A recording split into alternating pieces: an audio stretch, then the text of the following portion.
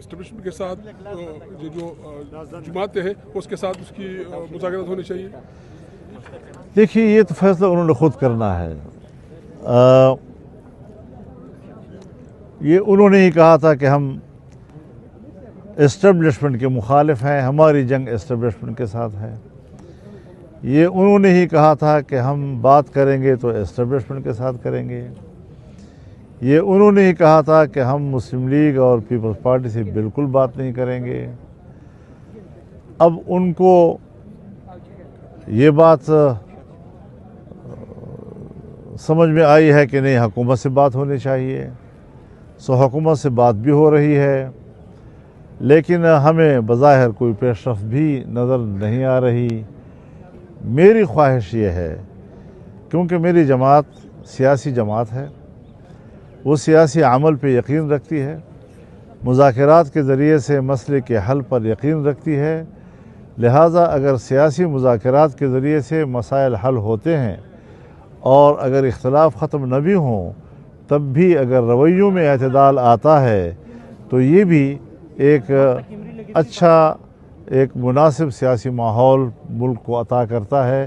ہم پر امید رہیں گے کہ اللہ تعالیٰ یہ مذاکرات کامیاب کرے. اس حوالے سے مسلم لیگ بھی دو دڑ کا شکار ہے, کیونکہ رانا ثناء اللہ کی کل کی بیان اگر دیکھا جائے تو وہ مذاکرات کے حق میں ہے. جو دیکھیے میں ایسے سوالات کا جواب نہیں دیا کرتا نا, میں ان کے ہر آدمی کے پارٹی کیا کہتی ہے, پارٹی کی بات کرو نا.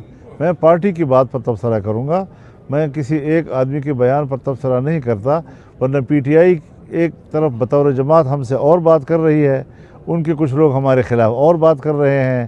میں نے ان کے بیانات کا کوئی جواب نہیں دیا, کیونکہ وہ اتھارٹی نہیں ہے, ان کے بیان کی کوئی پارٹی حیثیت نہیں ہے.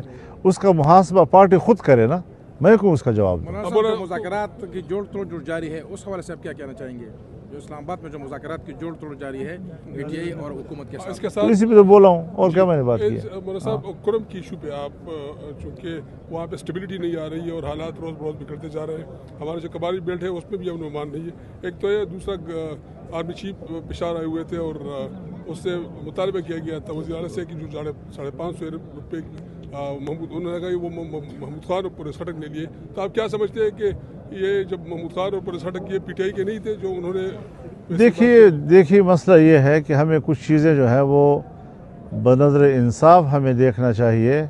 اس صوبے میں حکومت کی کوئی رٹ نہیں ہے, جیسے یہاں حکومت ہے ہی نہیں, اور کچھ لوگ ہیں جو کرسیوں پہ بٹھائے گئے ہیں, اسٹیبلشمنٹ کی آشیرواد کے ساتھ کرسیوں پہ بیٹھے ہیں, اور اس وقت یہاں پر رشوتوں کا بازار گرم ہے اور کمیشنوں کا مکمل طور پر یہ نظام چل رہا ہے. کرم کا جہاں تک مسئلہ ہے,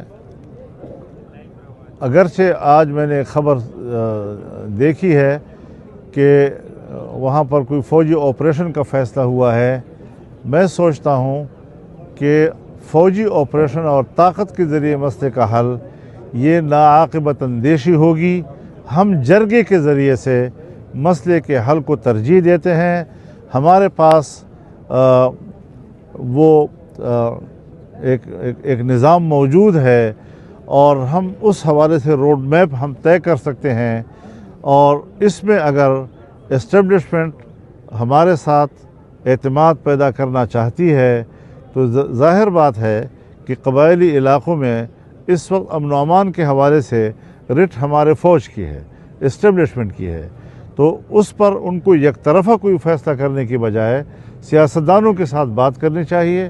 اگر جمعیت علماء اسلام کے ساتھ وہ بات کرنا چاہتے ہیں, ہم اس پہ بھی انکار کرنے کو تیار نہیں ہیں, لیکن قبائلی معاملات جرگوں کے ذریعے حل ہو سکتے ہیں, اسٹیبلشمنٹ کی طاقت سے حل نہیں ہو سکتے. مولانا صاحب آپ کی بڑی جیت ہوئی ہے مدارس کے خلاف, جو آپ نے تحفظ کے حوالے سے جو اقدامات اٹھائے, آپ کیا سمجھتے ہیں دینی جماعتیں اور بھی ہے پاکستان میں کہ یہی جمعیت علماء اسلام ہے جو کہ واحد آپ اس کے حوالے سے اسٹرگل کر رہے تھے, اس حوالے سے آپ کیا کہیں گے؟ جمعیت علماء اصل میں پارلیمانی پارٹی ہے, تو یہ چونکہ پارلیمنٹ کی جنگ تھی اس لیے ہم تنہا تھے, لیکن یہ نہیں کہ ہم نے علماء سے رائے نہیں لی.